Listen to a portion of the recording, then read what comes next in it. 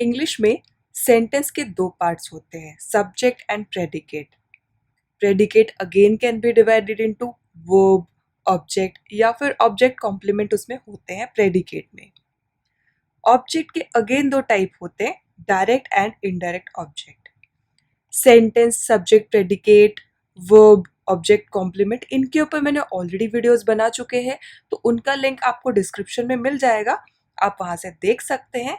इस वीडियो में हम बात करने वाले हैं ऑब्जेक्ट और उसके टाइप्स के बारे में। पूरी डिटेल में जानेंगे, उस बहुत एग्जाम्पल्स के साथ में, और कौन सी कंडीशन में आपको ऑब्जेक्ट को इस्तेमाल करना है एंड बहुत कुछ। Hi guys, welcome back to the Thar academy. एक क्विक रिकैप ले लेते हैं कि सेंटेंस क्या होता है। सेंटेंस एक ग्रुप ऑफ वर्ड्स होता है जो इस सीक्वेंस में रखा जाए कि हम जब भी उसको पढ़े, देखे, सुने तो वो हमको एक कंप्लीट मीनिंग दे, जो भी आइडिया या फिर थॉट हमको बताने की कोशिश की जा रही है उसका। फॉर एग्जाम्पल, अगर मैं बोलूँ आई आउट गो बिटवीन, ये ग्रुप ऑफ वर्ड ज़रूर है, लेकिन इसका सीक्वेंस इस तरीके का नहीं है कि हमको इसका मतलब समझ आ सके, तो it is not a sentence.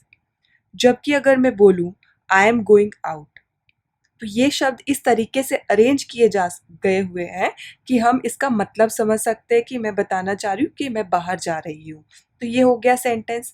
अब इस सेंटेंस में जो ऑब्जेक्ट है, इस सेंटेंस का वो पार्ट होगा जो डिनोट करता होगा जो वर्ब को रिसीव कर रहा है, उस वर्ड या फिर फ्रेज को, या फिर हम बोल सकते हैं जो वर्ड या फिर फ्रेज रिसीव कर रहा है वर्ब को, उसको हम उस वर्ड या फिर फ्रेज को बोलेंगे ऑब्जेक्ट।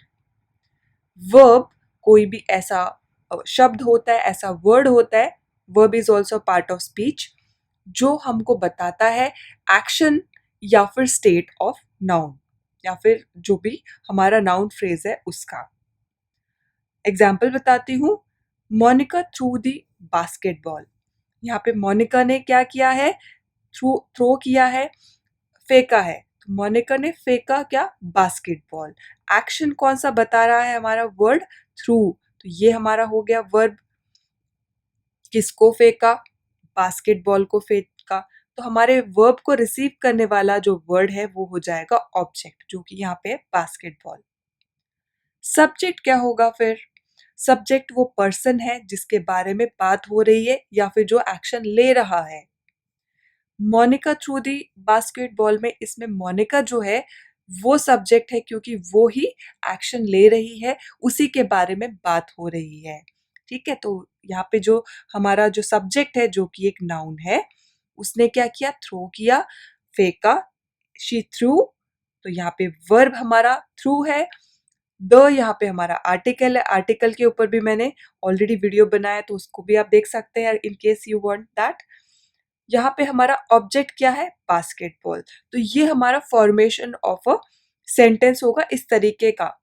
ठीक है, तो यहाँ पे सब्जेक्ट, वर्ब, आर्टिकल और ऑब्जेक्ट यहाँ पे आपको पता चल गया है। ऑब्जेक्ट के दो टाइप होते हैं, एक होता है डायरेक्ट ऑब्जेक्ट और एक होता है इनडायरेक्ट ऑब्जेक्ट। तो आइए पहले बात कर लेते हैं डायरेक्ट ऑब्जेक्ट के बारे में।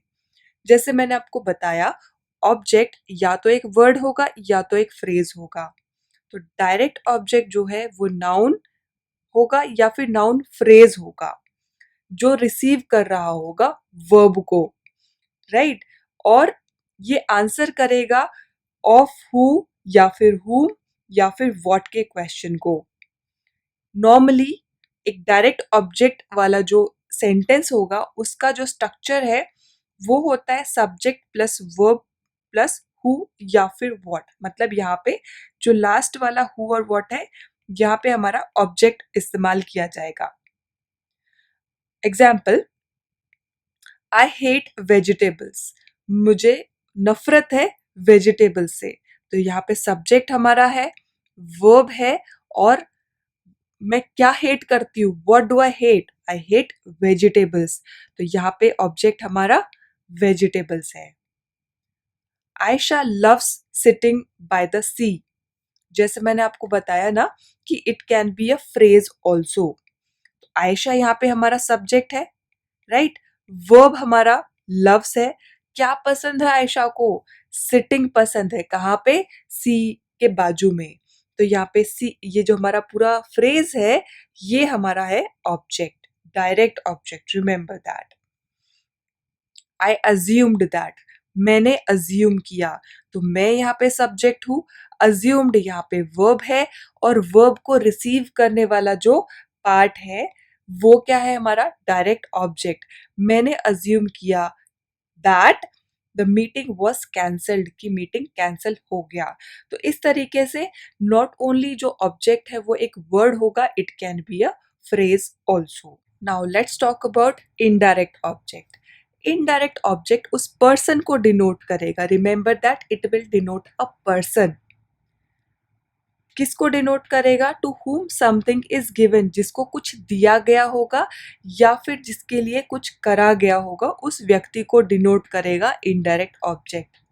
ये आंसर करेगा क्वेश्चन को टू हुम, फॉर हुम या फिर फॉर व्हाट के क्वेश्चन को ये आंसर करेगा। For example, Ram gave Neha the basketball. Ram ने नेहा को क्या दिया? बास्केटबॉल।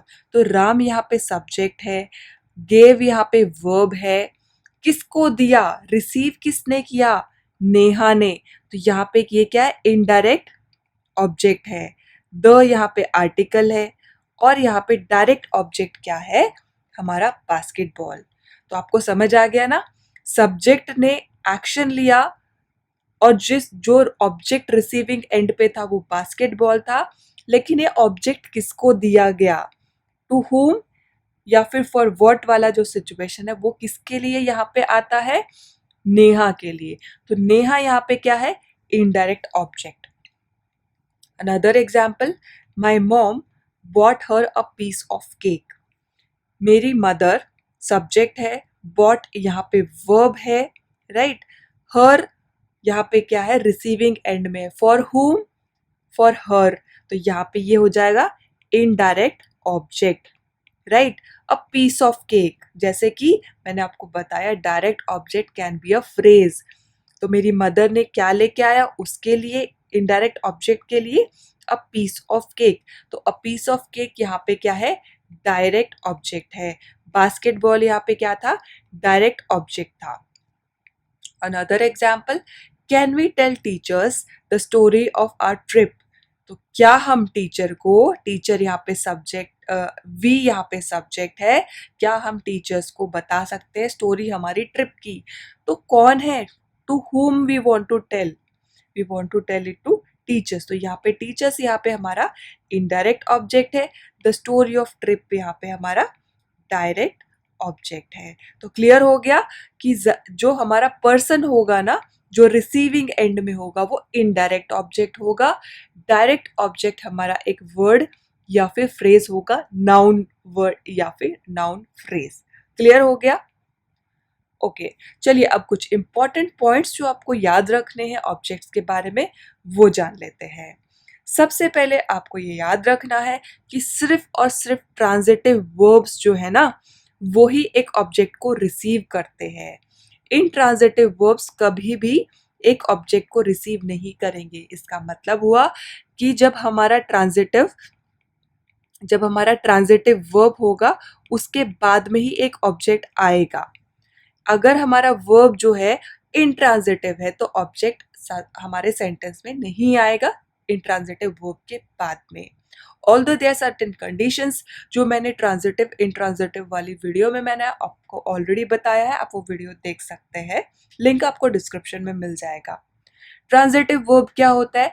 जो वर्ब अपना एक्शन ऑब्जेक्ट पे ट्रांसफर करता हो। तो क्योंकि वो अपना एक्शन ट्रांसफर कर रहा है, इसीलिए उसको ऑब्जेक्ट की जरूरत पड़ती है। Another point you should remember, एक इनडायरेक्ट ऑब्जेक्ट को एग्जिस्ट करने के लिए एक डायरेक्ट ऑब्जेक्ट का होना जरूरी है एक सेंटेंस में। क्लियर? अगर डायरेक्ट ऑब्जेक्ट नहीं है तो एक इनडायरेक्ट ऑब्जेक्ट भी एक सेंटेंस में एग्जिस्ट नहीं करेगा। थर्ड पॉइंट आपको ये याद रखना है, कभी भी इनडायरेक्ट और डायरेक्ट ऑब्जेक्ट कभी भी लिंकिंग वर्ब के बाद में नहीं आएंगे, वो ट्रांजिटिव वर्ब के बाद में आएंगे। लिंकिंग वर्ब्स क्या होते हैं? लिंकिंग वर्ब्स वो वर्ब्स होंगे जो एक्शन नहीं बताएंगे, उनका काम खाली है लिंक करना सब्जेक्ट को उसकी इंफॉर्मेशन बताने वाले वर्ड के साथ में, यानी कि एडजेक्टिव के साथ में लिंक कर देना काम है लिंकिंग वर्ब का। क्योंकि जो हमारे सब्जेक्ट को एडजेक्टिव के साथ ऐड जॉइन कर रहा है वो वर्ड के बाद में एडजेक्टिव आएगा, इसीलिए वहां पे ऑब्जेक्ट नहीं आ सकता है। क्लियर है? ऑब्जेक्ट हमारा नाउन या फिर नाउन फ्रेज होता है, दैट यू रिमेंबर। तो क्योंकि वो एक्शन नहीं बताते हैं, इसीलिए रिसीविंग एंड पे ऑब्जेक्ट नहीं होगा। That also another way to put it. तो आई होप आपको क्लियर हो गया होगा ऑब्जेक्ट क्या होता है, डायरेक्ट ऑब्जेक्ट इनडायरेक्ट ऑब्जेक्ट के बारे में। वीडियो पसंद आया तो लाइक जरूर करना, दोस्तों के साथ शेयर करना, चैनल को सब्सक्राइब करना बिल्कुल मत भूलना। Also don't forget to follow me on Instagram and Telegram as well. Everybody has their own reason to learn English. Tell me what's yours. I would love to hear that in the comment section. अगर आपको कोई grammar topic में issue आ रहा है, any any English related topic में आपको issue आ रहा है, डेफिनेटली कमेंट सेक्शन में लिखिए। If possible I try to make a video for you. I'll see you very very soon in another video. Till then, take care of yourself and bye bye.